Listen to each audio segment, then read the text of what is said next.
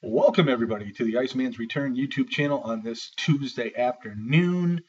A lot of heat being brought to the WWE as far as everybody really criticizing the build-up for WrestleMania 31. I have also criticized them as well.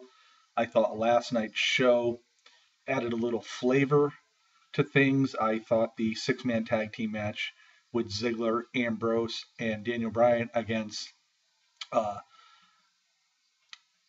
Stardust, Barrett, and Luke Harper brought out some interesting things because I think what this did reveal is we're going to see a feud with Dolph Ziggler and Daniel Bryan after Mania is over with. I think that's something that they sort of gave us a little bit of a glimpse of as we saw last night, when they both were holding on to the belt, having words, and then they both went at each other.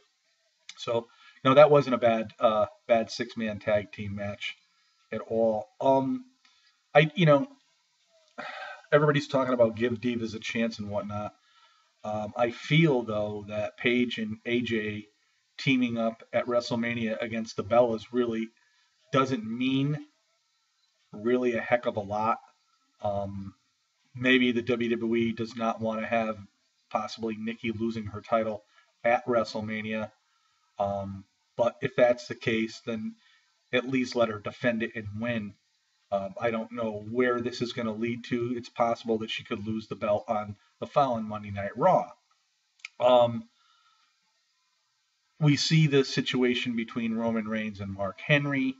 Uh, this is just the WWE giving Roman Reigns something to do for the simple fact that Brock Lesnar is not there for any kind of confrontation. He was there in a recorded video. We did see Paul Heyman live. Reigns did confront Paul Heyman. Roman Reigns has looked pretty good on the mic as of late. But like I said, Mark Henry and Roman Reigns was just there because they don't have Brock Lesnar there uh, to build up WrestleMania. But you can be sure we'll see Lesnar next week. There will be some sort of confrontation. Whether or not either one puts hands on each other remains to be seen. But anyhow, uh, the contract signing with Rusev and John Cena. When was the last time we saw a U.S. title contract signing? I'll be honest with you, I can't remember the last time. I thought Cena's segment when he spoke was pretty good, but when Rusev got on the mic and with this pick him out of the street guy to represent him as supposedly his attorney, I thought Rusev's reading what he read off his sheet of paper was just like second grade stuff, kind of stuff. It wasn't anything that was, you know, it just was silly. Typical a way for a foreigner to talk about the United States. And then, of course, after he got done reading, he flipped the table up to get John off balance, and then him and his so-called attorney scooted out of the ring. Um, what will happen next week, I don't know. As far as Mania goes, I'll be quite honest with you. Some of the matches that are billed, I'm not sure what the outcomes are going to be. That is somewhat a good thing, I suppose. And we all have to wonder too, as well. We haven't really heard anything about Brock Lesnar and the WWE coming to any kind of terms, or maybe it's possible it's just being kept quiet. Between the Lesnar and Roman Reigns match, nothing would surprise me. It wouldn't even surprise me if Brock Lesnar retained. It really wouldn't. But they're pushing Roman Reigns, as much as they can without the presence of Brock Lesnar. And of course, he appeared last night with the new Roman Reigns shirt, which I sort of liked. Um, I did like that shirt. But yeah, all in all, as we move on, we see a lot of Seth Rollins on TV. He opened up with the Authority, and then he pretty much lost everybody in his corner. He got Big Show and Kane ticked off at him. He slapped Jamie Noble, and they went back and forth, and Noble, basically said, "I quit." and Rollins turned to Joey Mercury, and Mercury just shrugged his shoulders and he took off with Noble. So it led us to believe that Seth Rollins was pretty much all alone with the Authority, and it made it even more so when we saw him confront Stephanie and Triple H a little later on, where Stephanie said, "You put yourself in this situation. You'll have to rectify it on your own." Triple H was even vehemently scolding Rollins as well. And of course, we all know that Seth Rollins was supposed to have a main event, later on against Randy Orton. Now, they both came out, Orton first, and then all of a sudden, you hear the Authority's music hit, and here comes Seth Rollins with every member of the Authority, including Triple H and Stephanie, Big Show, Kane, as well as J&J Security. Basically, what Seth Rollins did was trick Randy Orton. Like, Randy Orton played a little game with Rollins last week before he devastated him at the end of the show. And so they orchestrated all the Authority members around the ring. Randy Orton did manage to grab a chair.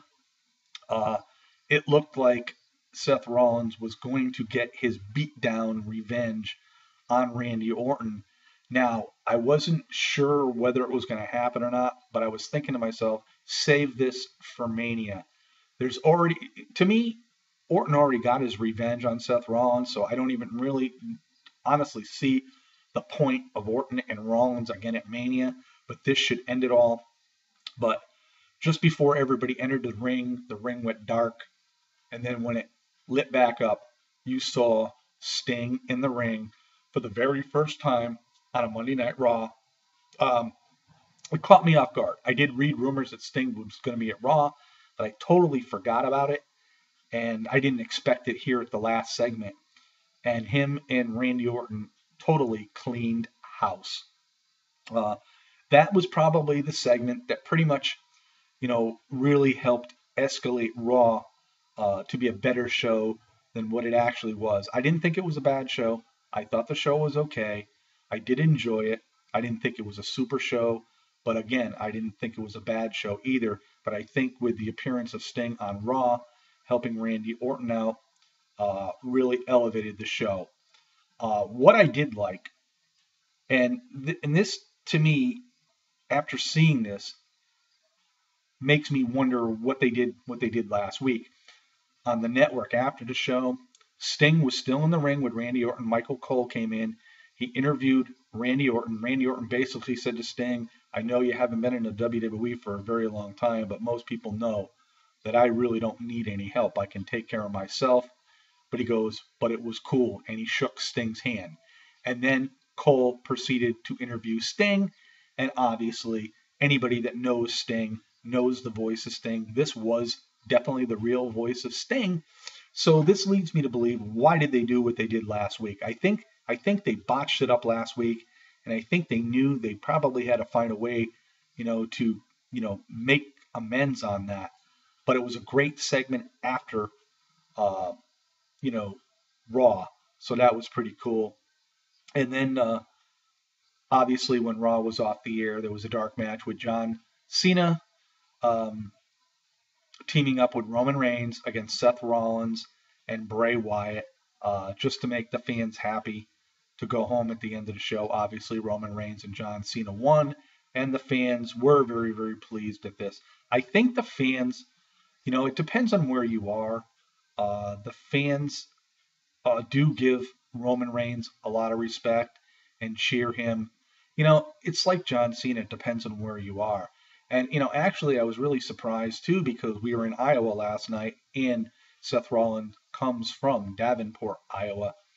And, the fans, you would think, from your home state would be behind you, but it doesn't always become the case. So, but overall, I thought Raw was a halfway decent show. Like I said, I think the Sting segment really, really ended it quite well.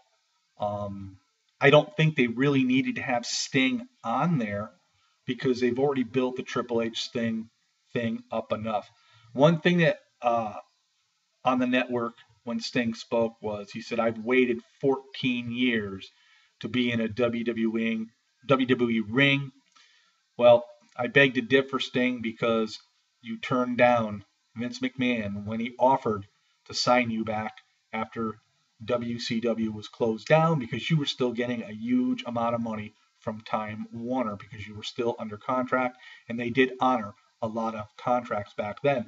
So, I mean, anybody that knows anything about wrestling knows this. And, you know, WWE sometimes thinks their fans are not all that intelligent, but the intelligent fans know these things. And sometimes I think that's why the WWE should not put things like that out there, because it just creates heat for them. But anyway, all in all, it was a great segment, and I enjoyed the show. So next week, the go-home show for WrestleMania. It's going to be fun. Gotta watch it, guys. Peace out, everybody, on this Tuesday afternoon. This is the Iceman on the Iceman's Return YouTube channel. We'll see you all next time.